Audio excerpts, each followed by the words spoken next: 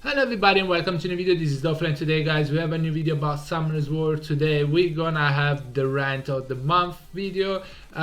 We have a video about the top 3 units that I need. Also I feel they need to be nerfed, but also like I feel like a lot of players want them to be nerfed. Last balance patch was a bit of a letdown. Some of the units got decent buffs, like Vivacha got a decent buff now and she's actually pretty decent, but a lot of units didn't get buffs, didn't get nerfs. I feel like the last balance patch was a letdown overall. My fire homunculus is not landing any dots, but yeah, besides that guys, we're gonna have a look at these 3 units. I'm gonna say why they need a nerf, and please do let me know in the comment below if I'm wrong, if you think I'm wrong, if you think I'm right. How would you buff them, how would you ruin them, nerf them, and so on. But yeah guys, before we get into that, don't forget to like the video. It always happens. Before we get into the video, don't forget to like the video and subscribe to the channel if you haven't already. It's free, and support the channel a whole lot. So if you can, please hit the button. It really helps. I always have, not always, but when I get 2 stats that I would like them to roll, they always roll the third one. It will roll the third one anyway. Alright, now 3 units that need a nerf. I don't know why Come To Us didn't touch them at all.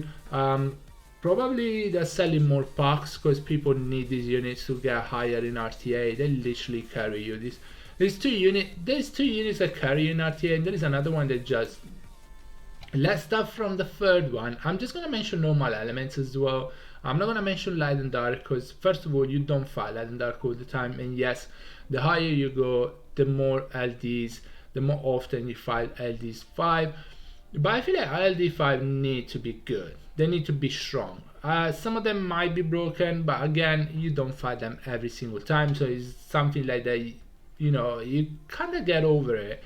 So normal element is more likely to fight them, and you literally fight them all the time. Number 3 in the list though is a unit that literally completely defeats the word esport. He by himself, he destroys that word and come to us saying, hey, ISWC is an esport. Sure. And then there is this unit in the game that just is, you know, it just, I know I've been ranting about this unit so much, but you know, it's just, I don't want to say the word, but I don't think it takes any skill to use this unit and win the game. It literally, you can build him without much crit rate because you get crit rate from the buff. You literally can build him super tanky because you get attack buff from the passive as well. He self heal skill 2. He steals attack bar. He has the slow, so self heal. He has vampire inbuilt. He has violent pretty much inbuilt. You can build him with 0 speed because he takes turn because of the passive. You can build him with lower crit rate because you get crit rate buff from the passive. You can build him with decent attack. He's gonna get attack buff from the passive. He doesn't need speed, he doesn't need crit rate, he doesn't need much attack. You know, he self heal, he steals attack bar, he destroys turn order on the opponent's side, he gets this low debuff. 3 turn cooldown on the heal as well. Like, you can build him on despair, it's gonna stun every time. It's just defeating the purpose or esports of like picking and banning. You pick and ban, then they pick Antares, it moves 4 times the first 3 turns. It's over. You can have water units, he's gonna stun them because he has multi-hit. You can still stun them, he's definitely gonna crit on them a couple of times. He's gonna, you know, it's just a letdown of a unit. It should get deleted from the game in my opinion. It should get nerfed for sure. Like, there's no way. It's so easy to build. Yeah, it's a free-to-play option, but does it take any brain cell to use him? No, it's just you got picked. You pick him, and you're probably gonna win. So number 3 in the list. Sorry about the ranting, but I haven't been ranting about Antares in a long time. I feel like it's time to rant about it again. If you come to us, if you think you can have an esports game with these units in the game, you cannot.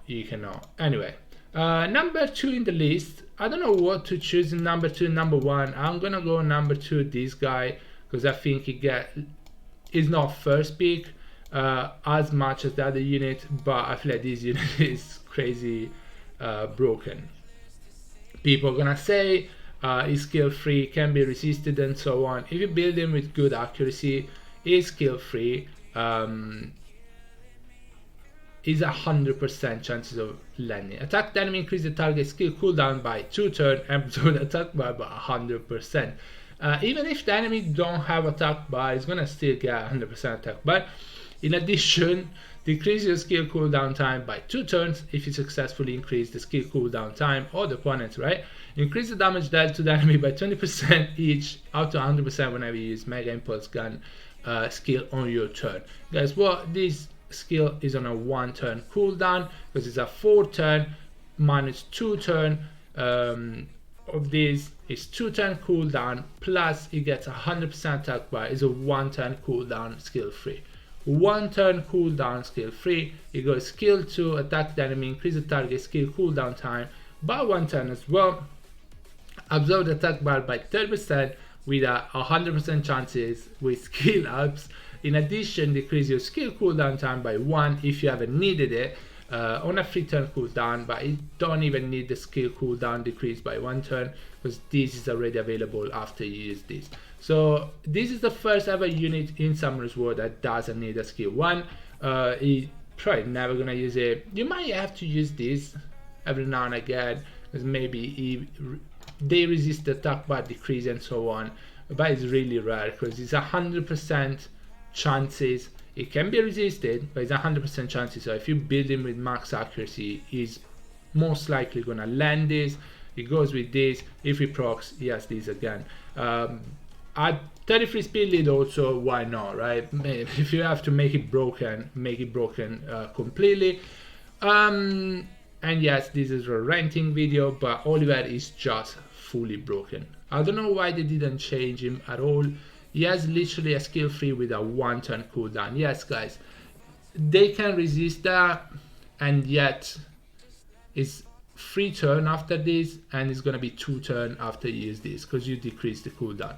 So 2 turn, at worst, you have 2 turn cooldown on a skill free, which is really, really impactful. That's not enough. So please come to us if you care about your game. You should nerf this guy, is just broken. Number 3 in the list, the last one that I feel like they've been doing a decent job in balancing the units, in nerfing the units, in buffing the units. They've been doing a decent job. The last balance patch was just a letdown. The previous balance patches have been decently good. They've been working on their units. I feel like they work a lot of units that were not usable before.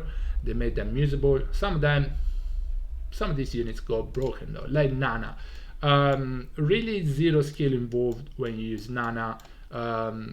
People just first pick her a lot in high ranks, even from G1, to be honest with you. She's the first pick from last season and the previous season actually, and they decided not to nerf her at all. Now my main problem with Nana, the main problem in general with Nana, in my opinion, is this skill. It's on a 3 turn cooldown, and it's 100% AoE defense break for 2 turn on a 3 turn cooldown. So Nana with the passive, she's already really, really strong, but having her with defense break AoE with 100% chances means that she enables her passive way too much. If she didn't have defense break, I don't think she would be as strong as she is. If she had defense break for 1 turn, maybe she wouldn't be as strong as she is. But I feel like the defense break is the main problem for her.